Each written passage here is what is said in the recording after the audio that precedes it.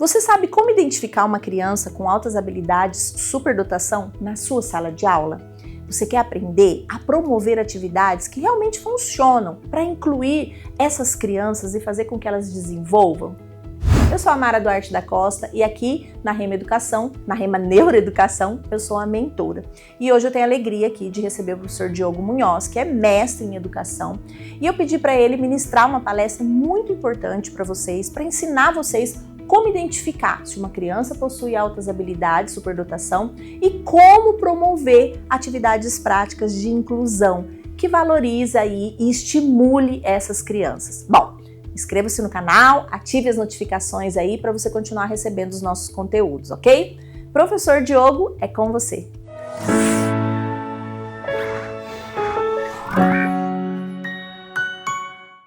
E eu vou mostrar para vocês um primeiro slide aqui, para deixar vocês intrigados e que fica comigo aqui até o final, porque lá no finalzinho nós vamos responder isso aqui. Por que identificar os alunos com altas habilidades de superdotação, né? Quem são esses alunos que estão nas nossas salas de aulas, que estão invisíveis ali, e que precisamos oferecer atendimento a eles, né? Então, fiquem aí até o final, que nós vamos responder isso, como identificar, para que identificar e como atendê-los, né? Então, a necessidade de identificar um aluno com altas habilidades, que muitas vezes é subestimado, né? Muitas vezes tem alguns professores, algumas pessoas que dizem assim, eu tenho um aluno com tantos alunos com dificuldade, né? E por que eu tenho que atender um aluno com altas habilidades, identificar um aluno com altas habilidades, se eu tenho lá com deficiência intelectual, alunos autistas, alunos com TDAH na sala de aula, né? Então, os estudos dizem para a gente que identificar um aluno com altas habilidades é um processo muito importante que visa reconhecer e atender as necessidades específicas desses alunos, né? Então, a identificação, ela é crucial para atender as necessidades individuais desses estudantes, né? Permitindo que esse educador, que esses professores possam desenvolver estratégias específicas para atender às necessidades desses estudantes, seja elas do domínio conceitual, né, intelectuais, ou emocionais. Então, o aluno com altas habilidades, os estudos aí apontam que eles têm demandas emocionais, né? Tem um desenvolvimento assíncrono. O que é esse desenvolvimento assíncrono? É um descompasso entre a área intelectual, a área emocional, a área acadêmica. Então, é um aluno que, por exemplo, pode ter muita maturidade para discutir criticamente assuntos que geralmente interessam a adultos, mas que chora porque perdeu a garrafinha da água, né? Ou chora porque está se isolando e não é bem aceito pelos colegas, porque ele tem dificuldade de adaptação social, né? Então, a identificação desse aluno permite esse atendimento a essas necessidades. Isso está previsto em lei, não é o professor Diogo quem está falando, né? Isso está lá na LDB, isso está na Política Nacional de Educação Especial, na perspectiva da educação inclusiva. Permite também proporcionar a esse estudante um ambiente educacional que desafia, que estimula esses alunos, que contribui para esse desenvolvimento, que permite que esse aluno vá alcançar o máximo desse potencial que já está acima dos seus pares etários, que já está acima na área acadêmica, na área social, na área emocional, né? Porque nós temos vários tipos de superdotação, né? Eu vou dar um exemplo para vocês aqui. Eu tenho um aluninho que ele está no primeiro ano, né, do ensino fundamental. Ele entrou lá no ensino fundamental, no primeiro aninho, onde esse aluno vai ser alfabetizado pelo currículo do primeiro ano, né? Só que ele já lê, ele já sabe todas as letras, ele já sabe ler desde os 4 anos. Então, esse aluno ele vai estar no primeiro ano com uma redundância de conteúdos, né? Ele vai estar aprendendo o que ele já sabe. Então, isso pode causar uma desmotivação, uma frustração à escola, de não querer mais ir, não querer frequentar. de não querer mais estar naquele ambiente, criar uma frustração à escola, né? Então, nós precisamos identificar esse aluno para poder, de repente, promover um enriquecimento de currículo ou então uma aceleração de estudos. A gente pode avançar, a lei permite, a LDB tem um ponto que permite essa aceleração, tá? Tem fatores a considerar, mas permite, tá? Ou existe um termo ainda, né, que nós vamos falar, que chama underachievement, né? O que é underachievement?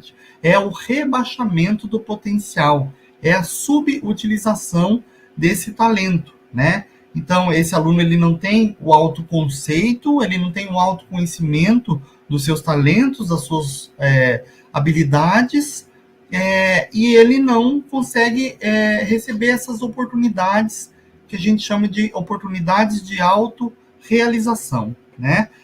Então, a gente tem ali um aluno, né, que vai ter desinteresse, que pode ter ali desmotivação, né, que pode ter ali vários problemas em decorrência ali dessa não identificação. E até ir desenvolvendo problemas emocionais, né, com baixa autoestima, né, problemas com adaptação social, e até estresse, ansiedade, e o desinteresse pela aprendizagem, né? Então, para eu mostrar para você aqui quem que é esse aluno, né, de acordo com a Política Nacional de Educação Especial, na perspectiva da educação inclusiva, nós temos uma lei, ela revela que o conceito, né, do aluno superdotado, por esse público-alvo da educação especial, é aquele que tem um potencial elevado. Em áreas combinadas ou isoladas, né? Então, ele pode ter altas habilidades em uma área ou em mais áreas, né? Ele pode ser bom em matemática, mas ter dificuldade em português. E isso acaba gerando ideias errôneas acerca das altas habilidades, né? Como, por exemplo, ele não é superdotado porque ele não consegue ir bem em língua portuguesa, ele só é bom na matemática, né? E essas ideias errôneas dentro dessa área são conhecidas como os mitos, né? Os mitos na área de altas habilidades. Né? Então, a gente precisa combater essas ideias errôneas, combater essa discriminação contra o aluno superdotado, né?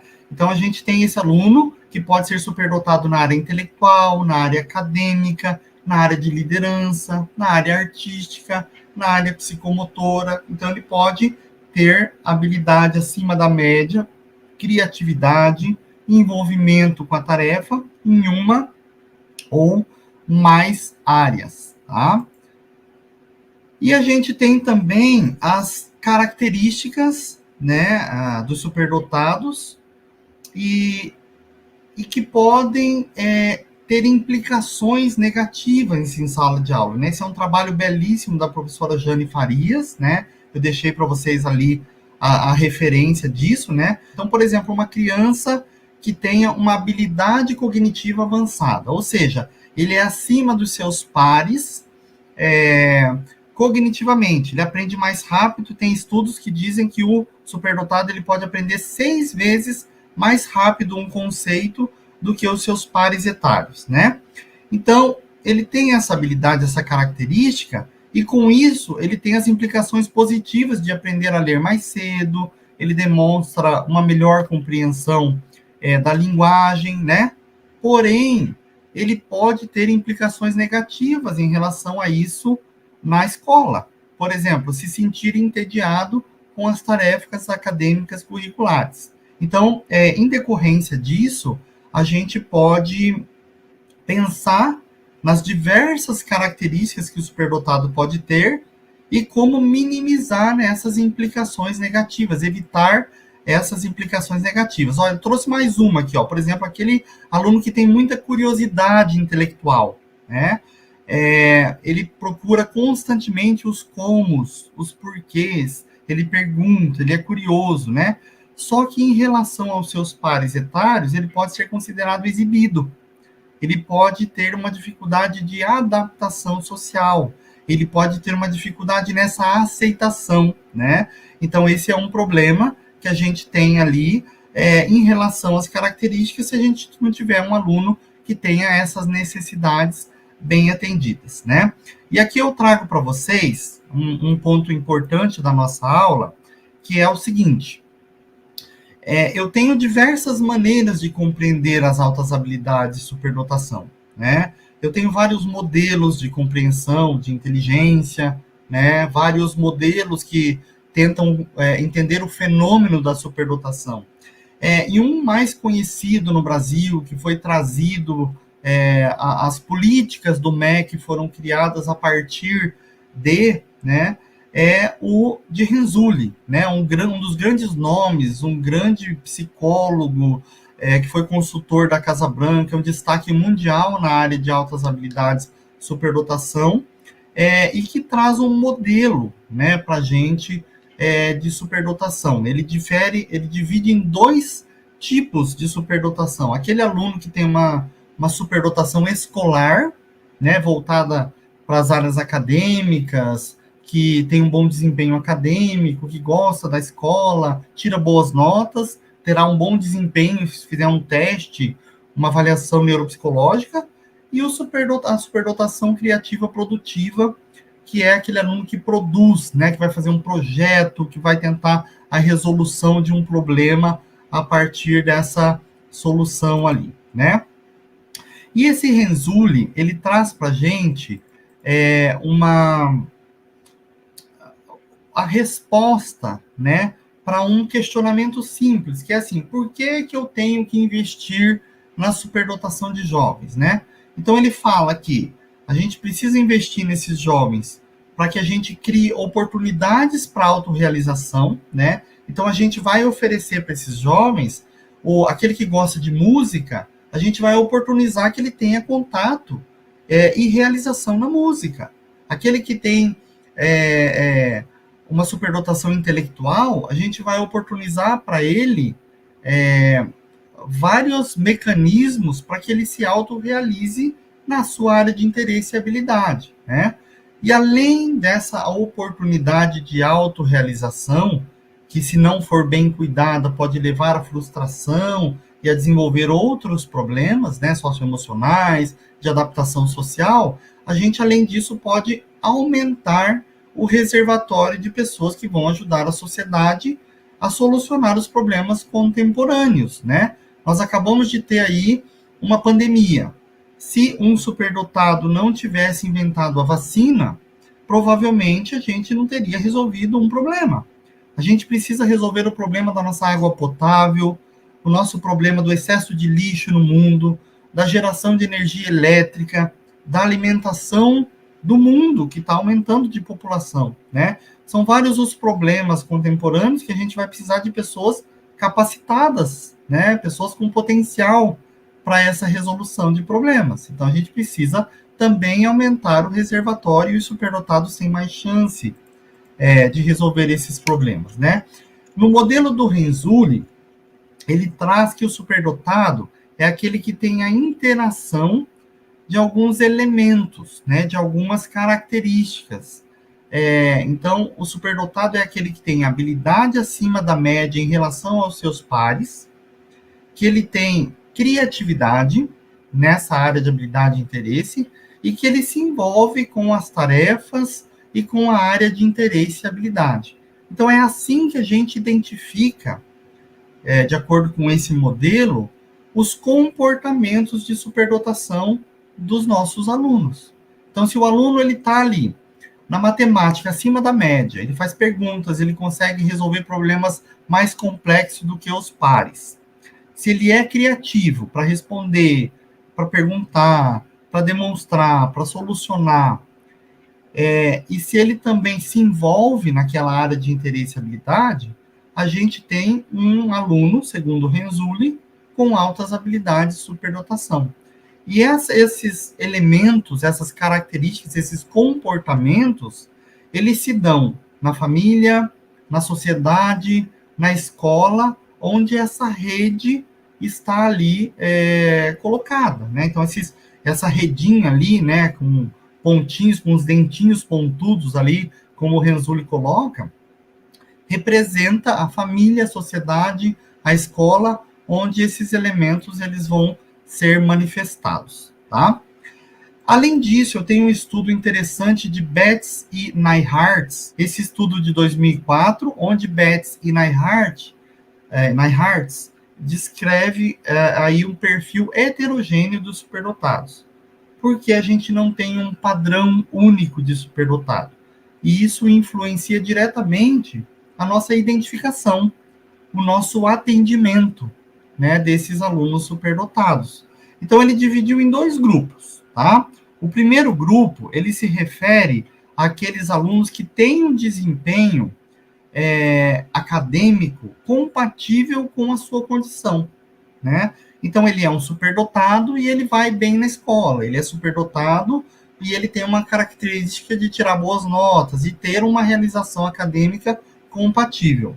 E o segundo grupo tem ali os superdotados que encontram obstáculos nesse percurso do desenvolvimento. Eu coloquei aqui para vocês, ó, mas eu deixei um livro ali maravilhoso para vocês, que é o livro da Tatiana Nakano, do professor Raoni Alves, que chama-se Dupla Excepcionalidade, e traz para a gente que nós temos duplas condições, né? Nós temos o superdotado que também é autista, o superdotado que também é TDAH, o superdotado que tem esquizofrenia, e que ele tem esse perfil ali.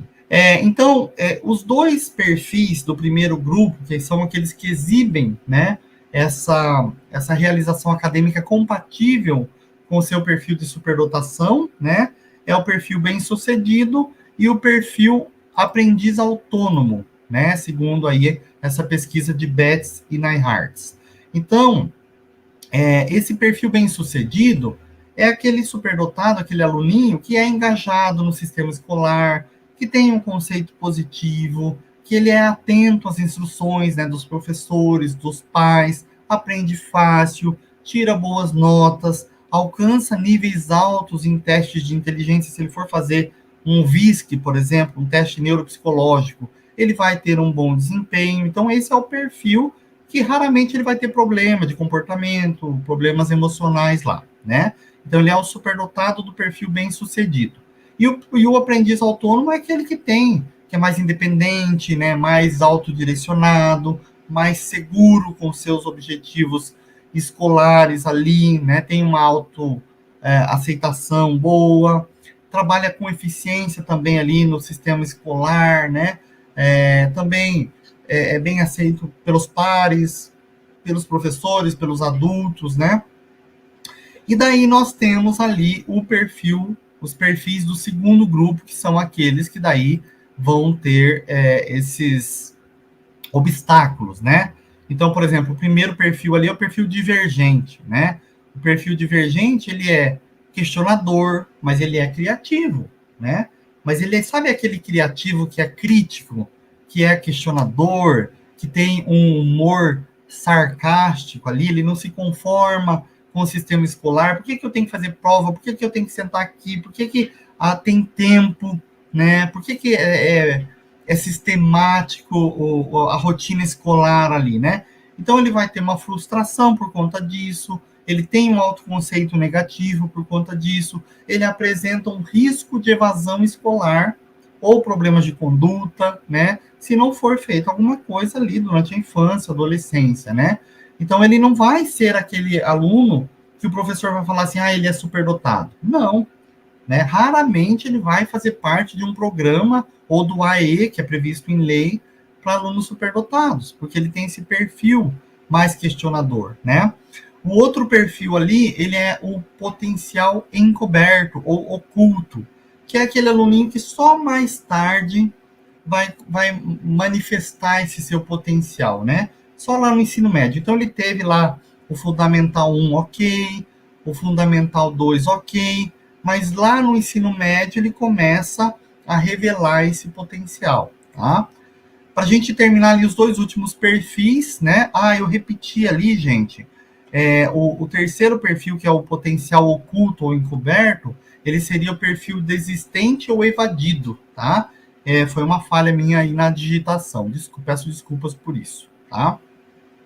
Então, esse desistente, ele tem ali uma autoestima baixa, dificuldade de adaptação na escola, falta de motivação, e que ele pode acabar desistindo da escola, né? Então, ele tem esse perfil, mas ele é superdotado, ele tem esse potencial. Sabe aquele aluninho que, por exemplo, na escola, ele não vai, não tem um bom desempenho, mas ele chega lá em casa, na oficina do pai, ele monta, desmonta coisa, e faz coisas incríveis ali, né?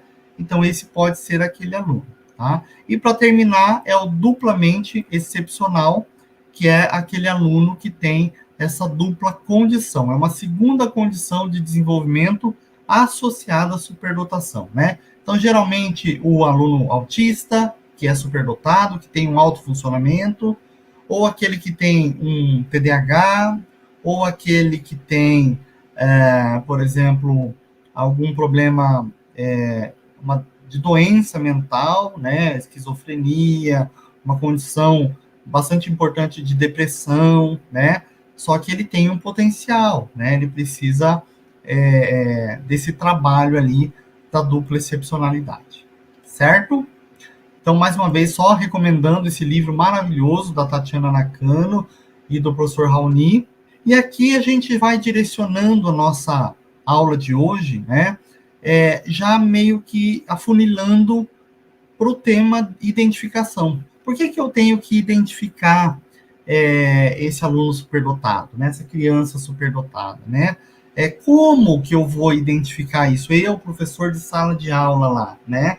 Ou o profissional psicólogo, ou o atendimento multiprofissional, né? Então, é importante dizer aqui, né, e ficar bem, ressaltar bem para vocês aqui, né, que a identificação de uma criança superdotada geralmente envolve uma abordagem multidimensional, né? Então, leva em consideração diversas áreas de funcionamento, não só a área cognitiva, mas também a área emocional, a área acadêmica, né? Então, a gente tem ali vários, eu vou descrever para vocês as áreas aqui, mas é muito importante isso. Convencionalmente, a avaliação do superdotado, ela é neuropsicológica ou ela é multidisciplinar pelo profissional psicólogo que faz uma avaliação, os testes cognitivos, e é complementado, né, por um psicopedagogo, por um especialista em educação especial, que vão conseguir fechar essa avaliação, porque o diagnóstico do superdotado, ele não é clínico, ele não é feito pelo profissional médico. Nós não temos um CID, né, que coloca esse aluno com um diagnóstico. A gente tem um aluno com indicadores comportamentais de altas habilidades, superdotação, né? Então, a gente pode pensar nessa criança que tem um desempenho acadêmico excepcional, né? Então, ele tem notáveis habilidades em uma ou em mais áreas acadêmicas, como aquele que se destaca na matemática, aquele na área de ciências. A gente tinha um aluninho superdotado quando ele estava matriculado na sala de recursos para altas habilidades, que ele entendia tudo de serpentes. Ele sabia tudo de cobra. Todas as cobras que existiam, o habitat, a anatomia, o que elas... enfim, tudo sobre cobra, né? Só que ele não gostava de outro assunto, né? Era como um hiperfoco para esse aluno, né? Então, ele tinha muito conhecimento, muito aprofundado sobre isso. Nós tivemos alunos que gostavam de física quântica a ponto de levar para a universidade e conversar de igual para igual com o doutor lá do departamento de física da universidade, né? Então, eles gostam, eles se aprofundam, eles têm autoconhecimento, eles têm notáveis, né, desempenho acadêmico. O meu aluno, esse da física quântica, ele terminou o ensino médio, ele passou em universidades para escolher, está na USP, fazendo doutorado, sem ter reprovado nenhum ano da faculdade de física, né? Então, assim, são alunos que têm um desempenho acadêmico excepcional, né? Além disso, outro comportamento, né, outra característica, né, outro indicador é a capacidade de aprender, né, um aprendizado muito rápido para novos conceitos, né? Nós temos pesquisas que dizem que esse aluno superdotado, ele aprende até 6 vezes, de 6 a 8 vezes mais rápidas do que os alunos que não são superdotados, né? Então, ele demonstra uma compreensão muito mais avançada sobre esses domínios conceituais em comparação com os colegas ali da mesma idade, né? Além disso, podem ter um pensamento crítico e analítico, né, bastante aguçado, né, uma habilidade avançada de pensamento crítico, né, de criticidade, de querer discutir, de querer entrar nesse assunto, se aprofundar, com análise, com resolução dos problemas, né, ou mesmo em tarefas mais complexas, né, que esse aluno pode ter. A gente também tem aquele que tem uma curiosidade, né, intensa, bastante curioso, em explorar tópicos diversos, né, além do currículo escolar padrão, do que ele vê ali, é uma busca contínua ali pelo conhecimento. Vamos lá, gente, que nós temos chão aqui, hein? Linguagem, né, uma linguagem muito bem desenvolvida, né? Então ele tem ali uma habilidade avançada, né, de vocabulário, né? Eu me lembro muito daquela menininha, daquela propaganda do Itaú, né, que falava palavras complexas, né, um vocabulário complexo, muito pequenininha, e se destacou por isso, né? E é isso, né? Um vocabulário muito extenso, uma capacidade de expressão verbal, de compreensão de conceitos abstratos ali, acima da média, né, em relação à média ali também, né? Nós temos ali intensidade emocional e autoconsciência, né? Então, ele pode mostrar uma sensibilidade muito grande emocional ali, né? Para manifestar interesses profundos, né? Paixões profundas ali por temas, empatia intensa, reações emocionais bastante intensas ali também. E a autoconsciência precoce, né? Que é a capacidade de refletir sobre a própria habilidade, sobre as necessidades educacionais dele. Então, assim, aleluia ao que tem a autoconsciência, né? Ao que consegue ser crítico a ponto de buscar isso, mas nós temos muitos que não têm, e que não conseguem compreender por que o outro não aprende na mesma velocidade, o que o professor está aprendendo. Por que o outro não resolve o assunto para a gente conseguir ir avançar para um outro assunto tão rápido quanto os outros, né? Então, são essas duas características, né? Elas são bastante importantes também. Daí, habilidades sociais diferenciadas e desafios comportamentais ou de ajustes, né? Então, aquele aluno que tem um relacionamento, geralmente ele gosta de conversar, de se relacionar com pessoas mais velhas ou mais novas, né? Ou pessoas que têm um interesse similar. E ele tem dificuldade da adaptação social da mesma idade. Com certeza vocês conhecem um caso desse na escola de vocês, né? Uma criança que não consegue ter uma vida social com os pares etários, mas ele conversa melhor com alunos mais velhos, ou com pessoas mais velhas, com adultos, né? E também que podem apresentar desafios comportamentais ou um desajustamento emocional ali, né, uma disparidade por conta das suas necessidades intelectuais ou com o ambiente escolar ou social, né?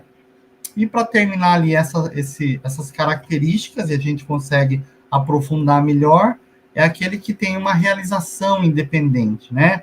Que ele consegue trabalhar em projetos de resolução. Gente, as feiras de ciências, e eu sugiro que vocês entrem, né, no site da FEBRACE, que é a Feira Brasileira de Ciências e Engenharia, Temos outras feiras importantes no Brasil ou no mundo, né, que trabalham com essa resolução de problemas, né, por meio de projetos, por meio... eles se inscrevem, eles fazem esses projetos, eles apresentam, eles se realizam com isso. E é uma ótima forma de atender as demandas dessa criança superdotado, desse adolescente superdotado, né? E que vai virar um adulto que vai ajudar a gente a resolver os nossos problemas também, né? Então, é uma forma, né? Lembra do Renzulli, lá no começo que nós falamos? É uma oportunidade de autorrealização, né? E essa autorrealização pode ser oferecida aí por meio aí desses projetos, né, científicos, tá? A Ângela Virgulin, que é um dos maiores nomes do Brasil quando a gente fala de altas habilidades, ela coloca que há muitas estratégias para a gente identificar um aluno com altas habilidades de superdotação. A atitude mais recomendável é a inclusão de várias formas de avaliação, né? Então, eu vou lá buscar avaliação neuropsicológica, a gente vai oferecer para ele oportunidades de demonstrar, a gente vai analisar material, a gente vai ver parte acadêmica, parte emocional, entrevistar a família, a gente vai cruzar esses dados, né? A gente vai ter muitas informações, né? Para ter os dados, as informações sobre esse talento, sobre essa criança, sobre as suas capacidades, né? Podendo usar testes formais e restritos ao profissional psicólogo, ou então a outros procedimentos informais e de observação do professor da educação especial, do professor de sala de aula. E aqui eu trago para vocês as alternativas, então, também citado por Virgulin, em 2007, um estudo excelente sobre identificação de alunos com altas habilidades. A gente vai falar agora de alguns desses instrumentos que a gente pode utilizar para enriquecer, para trabalhar de forma conjunta, para trabalhar de forma multidisciplinar, né, multiprofissional, para identificar isso, né? Começando lá pela sala de aula, no instrumento que pode ser a nomeação pelos professores, né? Então, o profissional da sala de aula, o professor, principalmente aquele regente, né, dos anos iniciais, que fica ali todo dia com os alunos, ou então o professor especialista, que é o professor do componente curricular de matemática, de português, de ciências, que entende muito ali, ele apresenta um grande potencial, uma grande possibilidade de poder indicar esse aluno com essas características de altas habilidades, esses indicadores, porque ele convive, né, com esses alunos diariamente, e ele vai ter uma maior facilidade, né? O professor de matemática, ele, sem dúvida nenhuma, ele vai saber quem é o aluno superdotado, quem é o aluno que se destaca, quem é o aluno com mais potencial na aula dele. O professor de educação física consegue verificar isso, aquele que tem as habilidades psicomotoras em relação aos seus pares mais desenvolvidas, né? Aquele professor de história que consegue enxergar aquele aluno que pergunta, que é crítico, que gosta de história, que tem muito conhecimento sobre aquela sua área de interesse, né? Então, nomeação pelos professores. Nós temos um outro, e esse é um ponto importante. Lembra que eu falei para vocês lá do Renzulli, que tem 3 elementos, né, 3 comportamentos que a gente observa de acordo com essa teoria de Renzulli, né, a teoria dos 3 anéis, que a gente observa para fechar, né, esses indicadores dos alunos superdotados. Um desses anéis é a criatividade, né? Então, os indicadores de criatividade são importantíssimos para a gente identificar esse aluno com altas habilidades, né? Então, a gente pode ter uso de testes informais, né, por esses professores, ó. E a gente tem, eu trouxe até esse livro ali da professora Solange Wechsler, que são testes, né? Tem o teste de figura, tem outro instrumento também que avalia a criatividade já restrito a profissionais da psicologia, né? E a gente tem outras formas de verificar a criatividade. Tem um livro bem interessante, que é da professora Ângela Virgulin, que chama Toque, Toque, Plim, Plim. E esse livro tem também várias atividades ali para estimular a criatividade e também para a gente observar criatividade, né? Olha que legal que tem nesse teste ali do livro da avaliação por figuras, ó. Então, eu tenho ali uma bolinha. Então, um aluno mais criativo, ele desenharia, por exemplo, com aqueles círculos, né, o Mickey Mouse. E os alunos menos criativos desenharia, por exemplo, uma correntinha, né? Então, olha a diferença de criatividade. Naquela atividade de combinar as pecinhas ali, olha também a diferença, né? Usando ali quase metade de um quadrado ali, né? 3 retas ali e uma bolinha, né? O que você pode fazer? Né? Então, uma pessoa criativa, um aluno criativo, colocaria ali um peixe, né? O desenho de um peixe ali.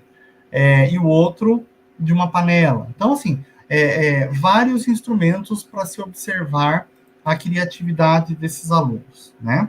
Então, assim, nós temos nomeação por pais, né? A nomeação por pais é aquela informação que a gente tem de identificação do filho superdotado por meio desses indicadores que o pai consegue visualizar, né? O pai que acompanha diariamente o desenvolvimento dos filhos, que pode detalhar as etapas do desenvolvimento da idade dele, né? Como que ele era pequenininho, né? Como que era o comportamento dele em casa, ele era curioso, né? Então, a gente tem algumas fichas, né? Alguns instrumentos que fazem essa anamnese, né? Com os pais, voltado para esses indicadores comportamentais ali dessa criança, né? Lembrando que os pais que não têm, por exemplo, 2 filhos, né, não têm irmãos ali para comparar, né, ele não consegue perceber que isso é altas habilidades, né? A menos que seja muito evidente, né? Já me procuraram ali pais de crianças com 3 anos de idade que já lê tudo e os pais não sabem o que fazer, né? Então, são características muito evidentes. Então, eu tenho também ali a questão da nomeação pelos colegas, né? Então, a gente tem instrumentos, eu vou mostrar depois o livro da professora Suzana Pérez e da professora Soraya Napoleão Freitas, que juntas escreveram um dos livros mais importantes que nós temos sobre identificação de alunos com altas habilidades, né? E dentro desse livro, né, nós temos, claro, outras grandes personalidades, eu não posso deixar de citar aqui a queridíssima Cristina Delu, e a Ângela Virgulin, e tantos outros profissionais, pesquisadores da nossa área de altas habilidades, que desenvolveram instrumentos ali para indicadores de comportamento de altas habilidades. Tá? Um beijo para todas elas ali, meu carinho. A nomeação por colegas, que vai estar nesse livro que eu vou mostrar, também, né, para os coleguinhas que vão marcar ali alguns indicadores sobre os colegas, né, que vão perceber algumas características ali do aluno. Por exemplo, quem que é o melhor em matemática, né? Se eu tenho uma sala de 25 alunos e 23 diz que o Miguel é o melhor aluno em matemática, nós temos um alto indicador que o Miguel possa ser superdotado na área de matemática, né?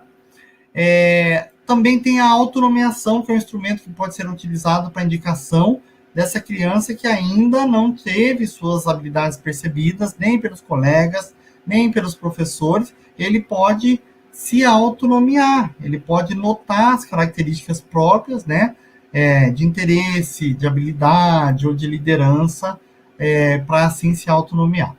Nós temos também as nomeações especiais, né, que permite a identificação dos alunos que têm se destacado nos anos anteriores, mas que, de repente, aconteceu alguma coisa, um problema emocional, daí esse aluno tem camufladas as suas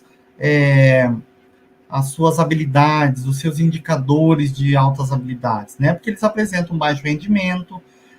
Nós tivemos um grande aluno, um artista, que fez os melhores desenhos que eu já vi na vida, que desenhava cópias de reprodução de fotos assim, ou de rosto, ou criava desenhos incríveis, e que reprovou em arte na escola, né?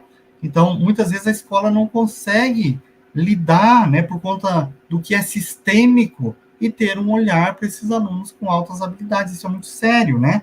Por isso que a gente precisa também trabalhar, divulgar, difundir isso, né? E para finalizar ali, a avaliação dos produtos, né? Que é um aluno que tem uma produção, né? Eu tenho um aluno aqui que eu conheço, ele é autista, superdotado, e ele tem um hiperfoco em caminhão, ele gosta muito de caminhão. E ele faz maquetes usando papelão e fita adesiva, que fica perfeito o caminhão. Então, olhando essas produções do aluno, né, seja de qualquer área ali, a gente pode ter aí um ótimo indicador, né? Os produtos, eles podem expressar esse pensamento criador, essa criatividade, essas habilidades, tá? Eu tenho também algumas escalas características e listas de observações, né? Então, eu vou mostrar para vocês aqui um livro, deixa eu ver se está aqui nesse próximo slide, depois eu volto naquele outro ali, tá? Que é importante. Esse slide dos livros ali, eu trouxe para vocês, na verdade, um livro e outros 2 instrumentos importantes, tá? Então, para quem tem dúvida sobre como identificar, que profissional que faz essa identificação, que eu já esclareci alguns pontos, a gente tem ali o manual de identificação, que é esse livrinho preto do meio. Ele é o livro da professora Suzana Pérez e da professora Soraya Napoleão. Ele tem, ele é um manual de identificação que traz as fichas para a gente de indicadores comportamentais aí de altas habilidades.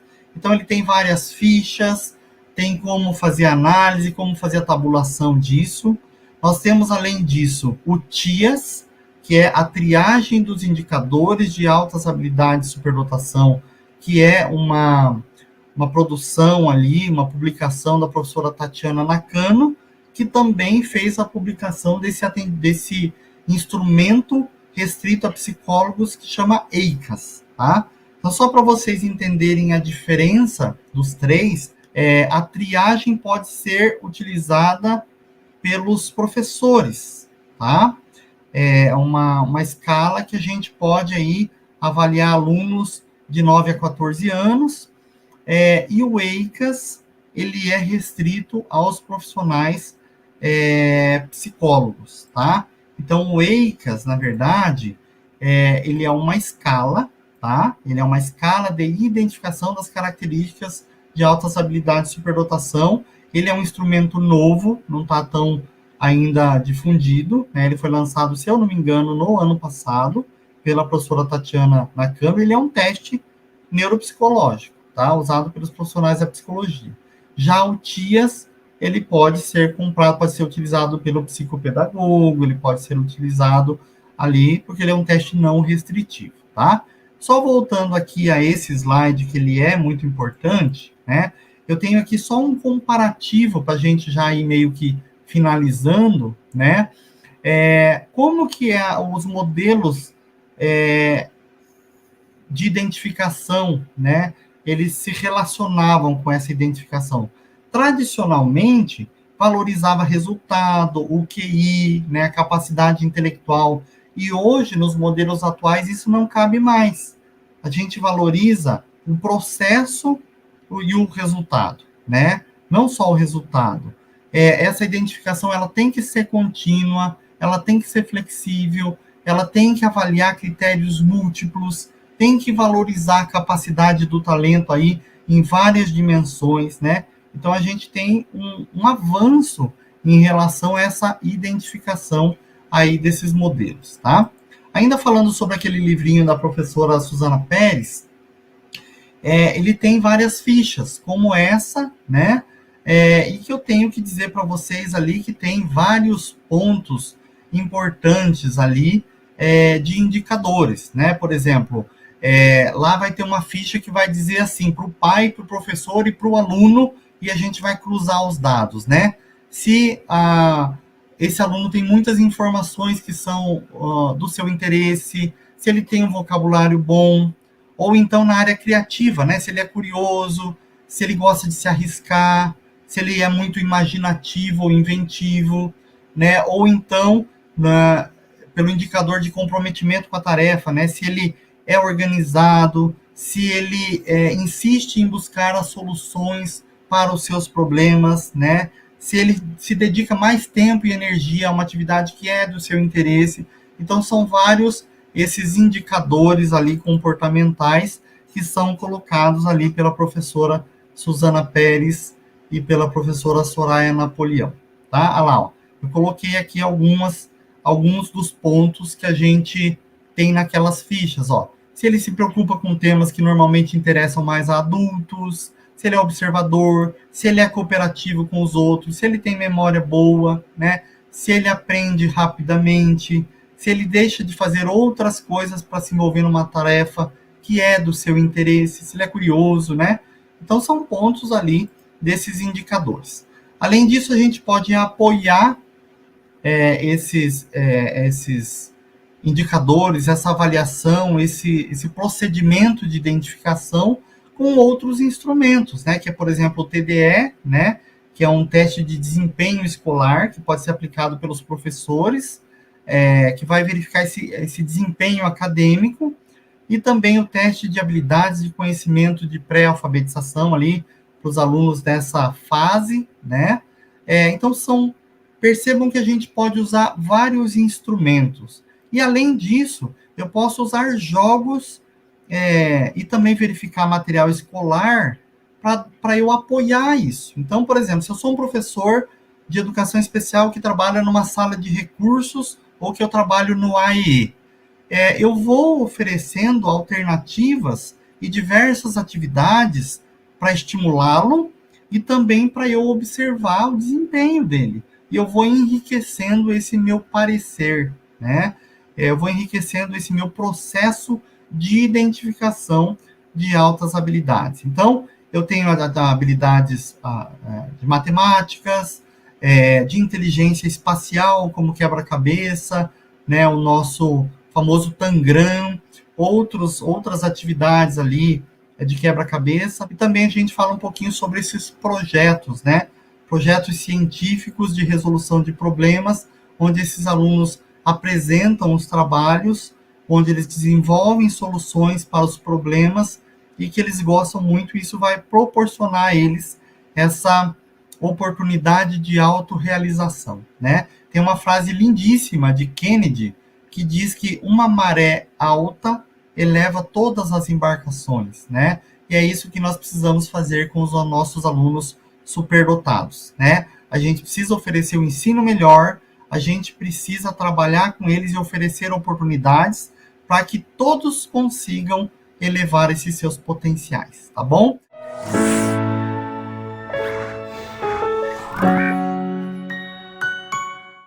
Obrigado por assistir até o final. E se você gostou desse vídeo, então não se esqueça de curtir e compartilhar com seus amigos. Isso ajuda muito a gente a disseminar o conhecimento para muito mais pessoas. E se ficou alguma dúvida ou sugestão, pode deixar aqui embaixo nos comentários que teremos o maior prazer em responder. Eu adoro quando vocês contam as histórias de vocês em sala de aula, porque isso enriquece muito a discussão. E aqui na Rema, o conhecimento não tem fim. Quer saber mais? Clique aqui no vídeo que está aparecendo na sua tela para aprender ainda mais. Até a próxima!